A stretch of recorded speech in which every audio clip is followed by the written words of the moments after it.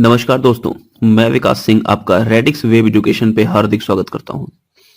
दोस्तों, आज की क्लास में डिस्कस करने वाले हैं सीआई को। और सीआई में हम लोगों ने काफी कुछ पढ़ रखा है। टाइप 6 तक हम लोगों ने डिस्कस कर रखा है। आज की क्लास में टाइप 7 से आखिरी तक के जितने भी टाइप्स हैं उनको डिस्कस करेंगे। और जो भी आज डिस्कशन करेंगे ये काफी इंपॉर्टेंट है, क्योंकि यहां से ज्यादातर प्रश्न एग्जाम में पूछे जाते हैं। ठीक है, तो चलिए शुरुआत करते हैं, जरा समझते हैं कुछ बातों को। देखो, कह रहा है टाइप 7 अपना, जब हमें लगातार वर्षों के मिश्रधन दिए हों। क्या दिए हों? मिश्रधन। मिश्रधन का मतलब तो जानते ही हो आप, अमाउंट, है ना। यदि हमें सीआई पर लगातार वर्षों के मिश्रधन दिए हो तो एक बात ध्यान रखो, पहले वर्ष का मिश्रधन अगर A1 ले लें, दूसरे वर्ष का मिश्रधन A2 ले लें, तो पहले वर्ष और दूसरे वर्ष के मिश्रधन में जो अनुपात होगा, जो बात मैं बता रहा हूं उसको नोट कर लो। पहले वर्ष और दूसरे वर्ष के मिश्रधन में जो अनुपात होगा, वही अनुपात दूसरे वर्ष के मिश्रधन और तीसरे वर्ष के मिश्रधन में होगा। बोलो, बात समझ में आ रही है? वही अनुपात तीसरे वर्ष के मिश्रधन और चौथे वर्ष के मिश्रधन में होगा। यही अनुपात मूलधन और पहले वर्ष के मिश्रधन में होगा। बोलो, बात समझ में आ रही है? देखो, सब में एक एक का ही तो डिफरेंस है। यहां भी एक वर्ष का डिफरेंस। भाई, मूलधन था, एक साल के बाद पहला मिश्रधन आ गया। अब इसको जरा मैं प्रूफ करके दिखाता हूं, पहले समझो। मैंने बोला कि मेरे पास 1000 रुपए है, मैंने किसी को उधार दिया, 10% पर दिया। ठीक है, तो बताओ पहले साल मुझे इसी मूलधन पर 10% ब्याज मिलेगा, यानी 1000 का 10% ब्याज मिलेगा तो कितना मिलेगा? 100 रुपए मिलेगा। तो 1000 मूलधन, 100 रुपए ब्याज, तो पहले साल 1100 रुपए का मुझे मिश्रधन मिला। ये क्या है? ये मेरा मूलधन है, ये मेरा पहला वाला मिश्रधन है। बात समझ में आ रही है? इनमें अगर मैं अनुपात लिख दूं तो कितना अनुपात होगा? तो देखो, मूलधन और पहले वर्ष के मिश्रधन में अनुपात, 2 जीरो हटा दो, 10:11 का है। ठीक है, अच्छा आगे चलते हैं, जरा देखो। अगर मैं पहले साल का मिश्रधन जोड़ लूं यहां पे, तो ये 1100 हो गया। मैं चल रहा हूं पहले साल के मिश्रधन और 2 सालों के मिश्रधन में। जरा ध्यान देना, पहले साल का मिश्रधन तो मेरे पास है 1100। अगर मैं 2 साल का मिश्रधन निकालूं तो पहले मैं 2 साल का ब्याज निकाल लूं। तो सीआई पे आपको मेरे ख्याल से इतनी आइडिया तो होगा कि अगर रेट परसेंट 10% है तो 2 साल के लिए मैं फॉर्मूला लगा सकता हूं ना, वो इक्विवेलेंट वाला। तो 10 + 10 + 10 × 10/100, यानी यहां से 21% ब्याज मिलेगा। तो 1000 का 21% यानी 210 रुपए ब्याज। तो इसका मतलब दूसरे वर्ष का जो मिश्रधन हो जाएगा वो कितना हो जाएगा? 1000 में 210 जोड़ दो, कितना हो जाएगा? 1210। ठीक है, पहले वर्ष का मिश्रधन, दूसरे वर्ष का मिश्रधन, जरा अनुपात निकालते हैं, देखो कितना आता है। हो जाएगा 1100 अनुपात 1210, तो 1 1 0 तो कट जाएगा, हो जाएगा 110 अनुपात 121।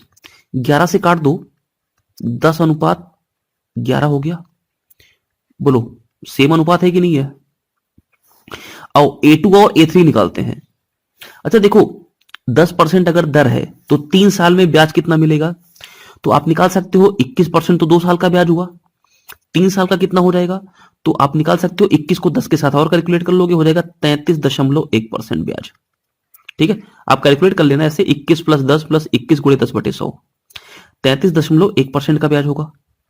इसका मतलब 1000 का 33.1% कितना होगा? 310 रुपए, 331 रुपए। 331 रुपए अगर इस 1000 में जोड़ दे तो तीसरे वर्ष का मिश्रधन हो जाएगा। कितना हो गया? ध्यान देना, हो गया 1331। अब जरा ये A2 का और ये A3 का रिलेशन निकालते हैं। आओ, तो अगर मैं A2 और A3 निकालूं, इनका रिलेशन देखो, मैं लगातार वर्षों की बात कर रहा हूं। मूलधन था, 1 साल के बाद पहले साल का मिश्रधन हो गया। पहले साल का मिश्रधन 1 साल बाद दूसरे साल का मिश्रधन हुआ। अब दूसरे साल का मिश्रधन 1 साल बाद तीसरे साल का मिश्रधन हुआ। हो जाएगा 1210 अनुपात 1331। मैं अगर 11 से काट दूं तो ये जाएगा 110 बार।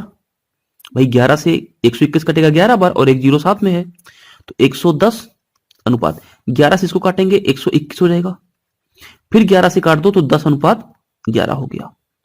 बोलो, वही अनुपात आ रहा है? इसका मतलब पहले साल के मूलधन और मिश्रधन में जो अनुपात होगा वही अनुपात पहले साल के मिश्रधन और दूसरे साल के मिश्रधन में होगा, वही अनुपात तीसरे साल के मिश्रधन और दूसरे साल के मिश्रधन और तीसरे साल के मिश्रधन में होगा। तो मैं बोलूं कि अगर वही अनुपात मेरा 10वें साल के मिश्रधन और 11वें साल के मिश्रधन में भी होगा, यही अनुपात होगा। कौन सा अनुपात? 10:11 का। यही अनुपात 20वें वर्ष के मिश्रधन और 21वें वर्ष के मिश्रधन में होगा। बात समझ में आ रही है? मैं किसी भी वर्ष का निकाल सकता हूं। अगर मुझसे प्रश्न ये कह देता, भाई मुझे रेट 10% पता है, मुझे रेट कितना पता है? 10%।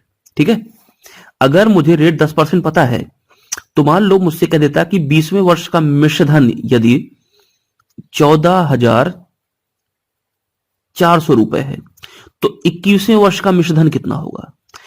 तो ये जो 14,400 है, इन दोनों में अनुपात कितना होगा? 10:11 का। तो ये 10 की वैल्यू है ना, तो 11 की वैल्यू कितनी हो जाएगी? ये तो आराम से निकाल सकते हो। इसीलिए इस तरह के प्रश्नों में हमें ये रिलेशन ध्यान रखना होता है। ठीक है, तो जो अनुपात मूलधन का और पहले, जब भाई एक साल का डिफरेंस कहीं भी ले लो, मैं बोलूं कोई भी वर्ष 100 साल का ले लो और 101 साल का ले लो, इनमें भी अनुपात कितना होगा? इनमें भी अनुपात होगा 10:11 का। यानी ये अनुपात कभी बदलेगा नहीं लगातार वर्ष में। बात क्लियर हो रही है? अच्छा, कुछ और बातों का जरा ध्यान दो, यहां पे इंपॉर्टेंट है। मैं बोलूं एक काम करो, अच्छा मूलधन और पहले साल पे मत जाओ, 2 साल के डिफरेंस पे लो। दूसरे साल के मिश्रधन में अनुपात देखो जरा कितना होता है। मूलधन और दूसरे साल के मिश्रधन में कितना अनुपात होगा? तो देखो लगातार वर्ष, यानी जब एक वर्ष का डिफरेंस है तो 10 और 11 का अनुपात है ना। जब 2 वर्ष का डिफरेंस होगा तो पावर में अनुपात जाएगा। देखो ये पावर हो रही है ना, ये पावर हो रही है, तो 10 का स्क्वायर कर दो और 11 का स्क्वायर कर दो, कितना हो जाएगा? 100:121 का अनुपात होगा। और कहो तो अभी प्रूफ कर देते हैं यहां पे। मूलधन 1000, दूसरे वर्ष का मिश्रधन 1210, 2 साल का मूलधन मिश्रधन कितना है? 1210 है। अनुपात ले लो, 0 कट जाएगा, यही अनुपात आएगा। इसका मतलब अगर मुझसे ये कह दे कि भाई 3 साल में बता दो मूलधन का और तीसरे वर्ष के मिश्रधन में अनुपात कितना होगा, तब मैं क्या बोलूंगा? क्यूब कर दो। किसका क्यूब? पहले साल वाले का। 10 का क्यूब 1000 और 11 का क्यूब 1331। 14 चेक कर लो। मूलधन तीसरे साल वाला कहां गया? ये है। अनुपात लिख लो, कटेगा है नहीं कुछ, यही अनुपात आ रहा है। यही चीज मैं बोल सकता हूं तीसरे साल के मिश्रधन और, अच्छा बताओ 5वें साल के मिश्रधन में क्या अनुपात होगा? कितना डिफरेंस है? 2 का। एक में डिफरेंस में 10-11, तो 2 के डिफरेंस में स्क्वायर 100-121 का। मैं बोलूं 5 साल के मिश्रधन और 8 साल के मिश्रधन में क्या अनुपात होगा? 3 साल का डिफरेंस, एक साल में अनुपात 10-11, 3 साल में क्यूब कर दो 1000, अनुपात 1331। अरे बोलो समझ में आ रही बात क्या मैं बोल रहा हूं? यानी कि ये रिलेशन हमेशा बरकरार रहेगा। मैं बोलूं 2 साल का और 4 साल के मिश्रधन में क्या अनुपात होगा? कितने साल का डिफरेंस है? 2 साल का। अनुपात 10-11 का। स्क्वायर कर दो, 2 साल का है तो 100 और 121 का। किस रेट पर? 10% पर। बात समझ में आ रही है? ये नहीं कि सारे रेट पर कर दोगे। और जरा कुछ और बातों को ध्यान देते हैं यहां पे। मैं बोलूं रेट परसेंट मेरा जो है वो 12.5% है। कितना? 12.5%। तो बताओ मूलधन और पहले वर्ष के मिश्रधन में क्या अनुपात होगा? 12.5 का मतलब 1/8 होता है। यानी मूलधन अगर 8 तो 1 रुपए ब्याज मिलेगा, तो 9 मिश्रधन हो जाएगा। यही अनुपात किसका किसका भी होगा? A1 A2 का 8-9। यही अनुपात A2 A3 का भी होगा 8-9। यही अनुपात A100 और A101 का भी होगा। यानी लगातार वर्ष में अगर मैं अनुपात बोलूंगा तो यही होगा। मैं बोलूं A1 का और A3 का अनुपात कितना होगा, तो बोलोगे डिफरेंस कितना? 2 साल का। स्क्वायर कर दो, 64 और 81 का रेशियो होगा। अरे बोलो बात समझ में आ रही है? तो ऐसे डायरेक्ट रेशियो निकाल सकते हैं कि नहीं निकाल सकते हैं भाई? क्लियर है इतनी बात? चलो, अब ये आया कहां से? ये जो फॉर्मूले 3 लिखे हैं ये आए कहां से, इसको भी जरा समझ लेते हैं। आओ चलो देखो, मैं अगर ये बोलूं कि T वर्ष में कोई धनराशि A1 हो जाती है, एक साल बाद यानी t+1 वर्ष में कितनी हो जाएगी? ये A2 हो जाएगी। ठीक है, तो A1 को मैं लिखूंगा कैसे? P मूलधन यानी 1+r/100 पूरे की पावर कितना? T। यहां पे कैसे लिखूंगा? P 1+r/100 पूरे की पावर कितना हो जाएगा? T+1। अरे हो जाएगा।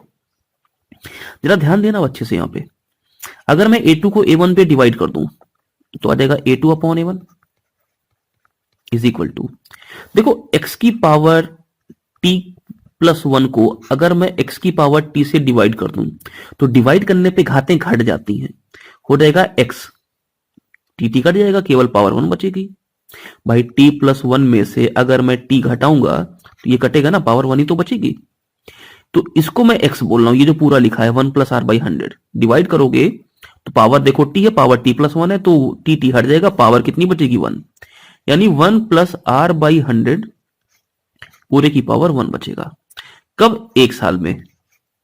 2 साल होता तो यहां पे T+2 होता तो पावर देखो 2 बचती, यहां पे 3 बचती, है ना।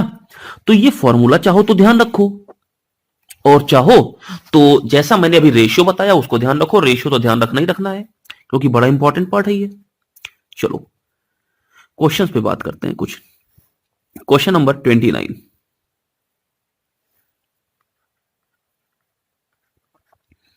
कोई राशि चक्रवृद्धि ब्याज की दर से 4 वर्ष में 8,000, 4 इयर्स में कितनी हो रही है? 8,000, 8,000। 5 वर्ष में कितनी हो जा रही है?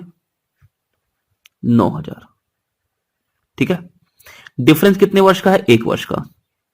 आपको पता है 1 साल का अगर डिफरेंस है तो ये मेरा 4 साल का A4 और ये 5 साल का A5, इसमें अनुपात कितना होगा? 8:9 का।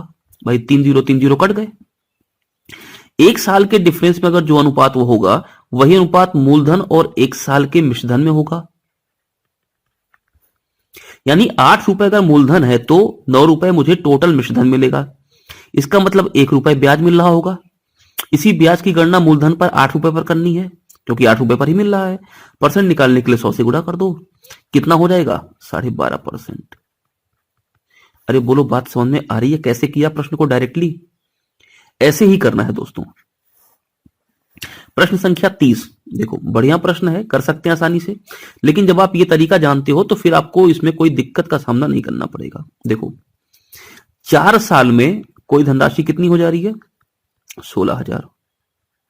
ठीक है, 7 वर्ष में कितना डिफरेंस है? 3 साल का, कितनी हो गई? 18,522। 3 साल का डिफरेंस है ना।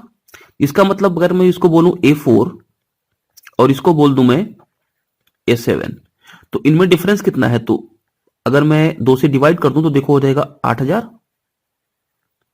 और 2 से अगर इसको डिवाइड कर दूं तो हो जाएगा 9,261।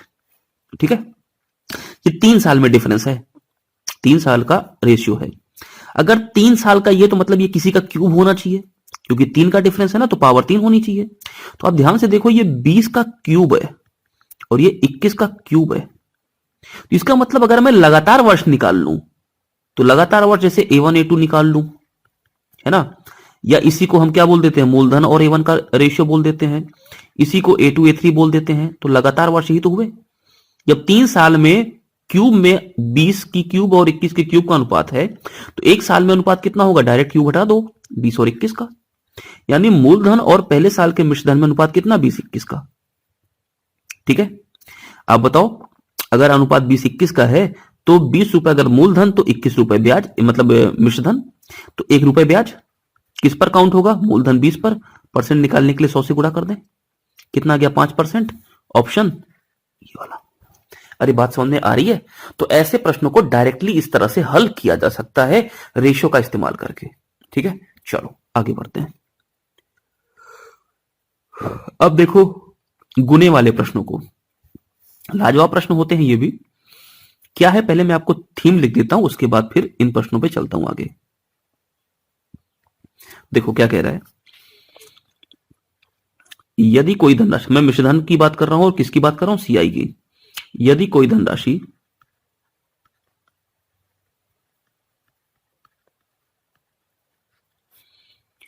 टी वर्षों में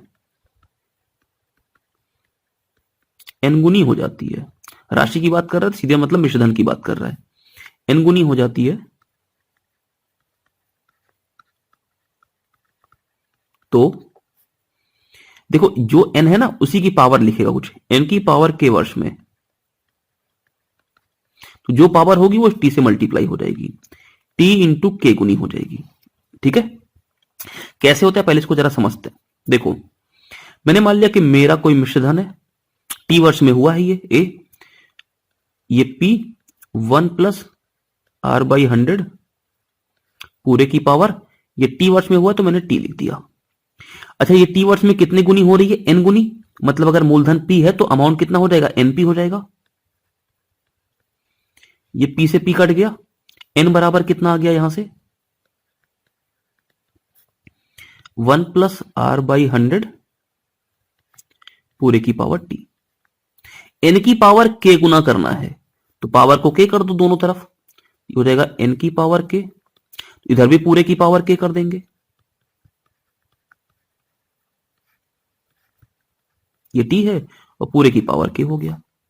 आपको अच्छे से एक बात ध्यान रखनी होगी कि ए की पावर एम पूरे की पावर अगर एन इस तरह से लिख दें तो ए की पावर एम गुणे एन हो जाता है, यानी ये दोनों पावर मल्टीप्लाई हो जाएंगी। तो एन की पावर के कितना हो जाएगा यहां से 1+r/100 पूरे की पावर टी इंटू के, और ये जो ऊपर ये लिखा होता है ये तो समय को निर्धारित करता है ना।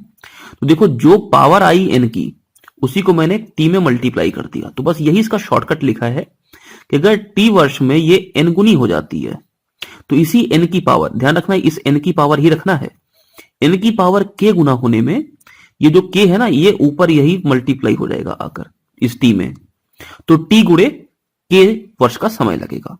एग्जाम्पल के तौर पे अगर मैं आपसे बोलूं कोई धनराशि है वो 5 वर्ष में 3 गुनी हो जाती है, 3 टाइम्स, 5 वर्ष में 3 गुनी हो जाती है, तो देखो इसी 3 की कुछ पावर में बोलेगा तो 9 गुना होने में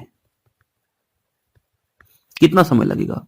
तो बताओ इस 9 को मैं इसी 3 की पावर में लिखना है तो 3 की पावर 2 लिख सकता हूं, जो ये पावर है इसी को मल्टीप्लाई कर देना समय में, तो 5 गुणे 2 कितना हो गया 10 वर्ष। बोलो क्लियर हो रही बात। इन्हीं सारे प्रश्नों को आगे समझते हैं जरा। कोई धनराशि चक्रवृद्धि ब्याज की दर से 5 वर्ष में 25 गुनी, 5 वर्ष में 25 गुनी, अरे भाई साहब बहुत तगड़ा रेट होगा। देखो 5 साल में, अच्छा ये तो डायरेक्ट कर सकते हो यार, देखो 5 साल में 25 गुनी और 7 साल में 36 गुनी हो जाती है।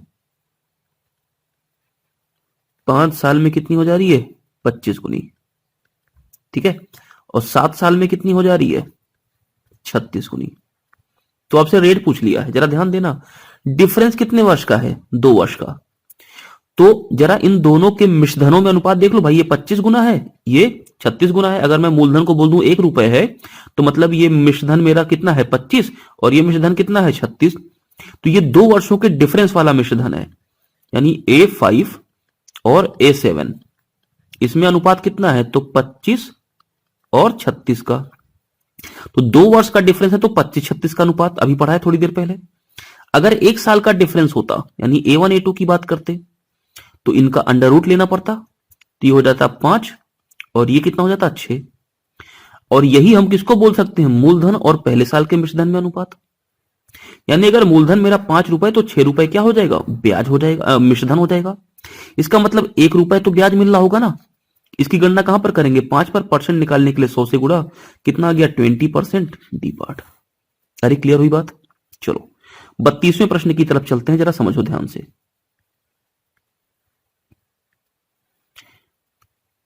कह रहा है कोई राशि चक्रवृद्धि ब्याज की दर से 5 वर्षों में 4 गुनी हो जाती है, 5 साल में कितनी हो गई भाई साहब ये 4 गुनी।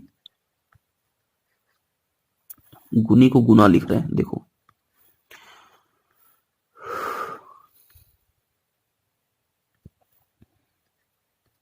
ठीक है 4 गुनी हो गई। कह रहा है 64 गुना होना है, 64 गुना, 64 को इसी 4 की पावर में लिखना पड़ेगा, तो 4 का क्यूब होता है 64, तो जो ये पावर है ना इसी को मल्टीप्लाई कर दो, तो 5 गुणे 3 कितना हो गया 15 वर्ष, ये डी पार्ट। बोलो क्लियर हो रही है बात। चलो आगे। कोई राशि 2 वर्षों में चक्रवृद्धि ब्याज की दर से 4 गुनी हो जाती है, वार्षिक दर कितनी है? देखो 2 साल में राशि कौन सी है? 4 गुनी हो रही है। इसका मतलब मूलधन और 2 साल के मिश्रधन में अनुपात कितना है? अगर मूलधन 1 रुपए है तो मुझे 4 रुपए मिल रहा है मिश्रधन के रूप में 2 साल का। तो ये 2 साल का गैप है ना, तो 2 साल में अगर गैप 1 और 4 का है तो 1 साल में गैप कितना होगा बेटा? डायरेक्ट बोल सकते हो, अंडर रूट ले लो 1 और 2 का। यानी अगर 1 रुपए मूलधन तो 2 रुपए क्या मिल रहा है? मिश्रधन। तो सीधी सी बात है, 1 रुपए ब्याज मिल रहा है कि नहीं मिल रहा है? इस 1 रुपए ब्याज की गणना मूलधन पर करेंगे, यानी 1 ही रुपए पर करेंगे। परसेंट निकालने के लिए 100 से गुणा कर दो। कितना आ गया? 100%। अरे बोलो, बात समझ में आ रही है? भाई 2 साल का डिफरेंस है ना, तो अगर मूलधन मेरा 1 रुपए है तो 2 साल का मिश्रधन कितना होगा? 4 गुना हो गया। तो भाई अगर 2 वर्ष के डिफरेंस पे 1-4 का अनुपात है तो 1 वर्ष के डिफरेंस पे अंडर रूट का अनुपात होगा, यानी 1-2 का। तो अगर मूलधन मेरा 1 तो मिश्रधन मेरा पहले साल का कितना? 2 रुपए। इसका मतलब 1 रुपए ब्याज मिला होगा 1 रुपए पर। बस परसेंट निकाल दिया। प्रश्न संख्या 34 देखो, बढ़िया प्रश्न है।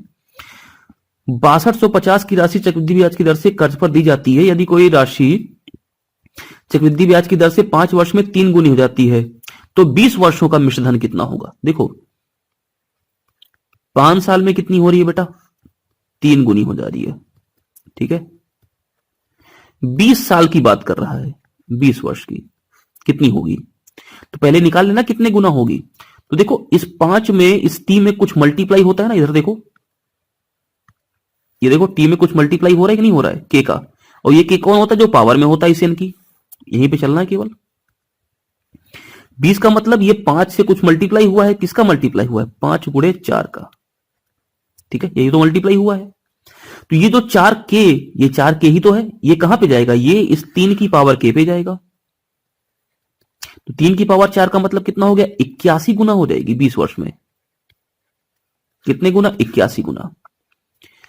देखो 6250 की राशि चक्रवृद्धि दर पर कर्ज दी गई है ना, कि राशि चक्रवृद्धि ब्याज पर कर्ज दी गई है। कोई राशि 5 वर्ष में 3 गुनी हो जाती है तो ये कितनी हो जाएगी भाई साहब? 81 गुना हो जाएगी।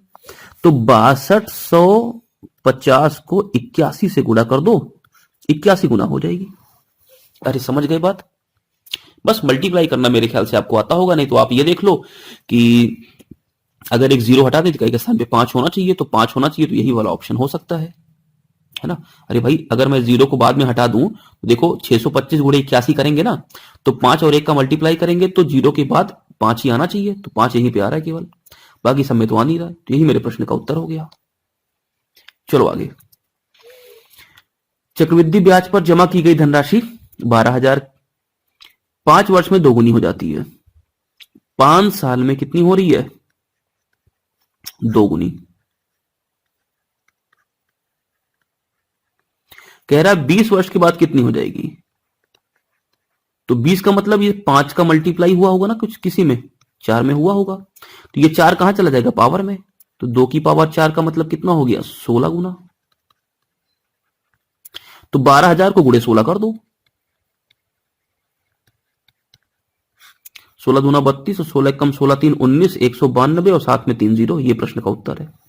अरे समझ गए बात? चलो अब बात करते हैं भिन्नात्मक वर्षों वाले प्रश्न। जैसे मान लो 1.5 साल का पूछ लिया, 2 साल का पूछ लिया, 2.5 साल का पूछ लिया, है ना। तो इस तरह के प्रश्नों को कैसे हल करते हैं, इसके लिए अगली क्लास में इस पूरे टॉपिक को कंप्लीट करेंगे, क्योंकि ये टॉपिक थोड़ा सा बड़ा टॉपिक है।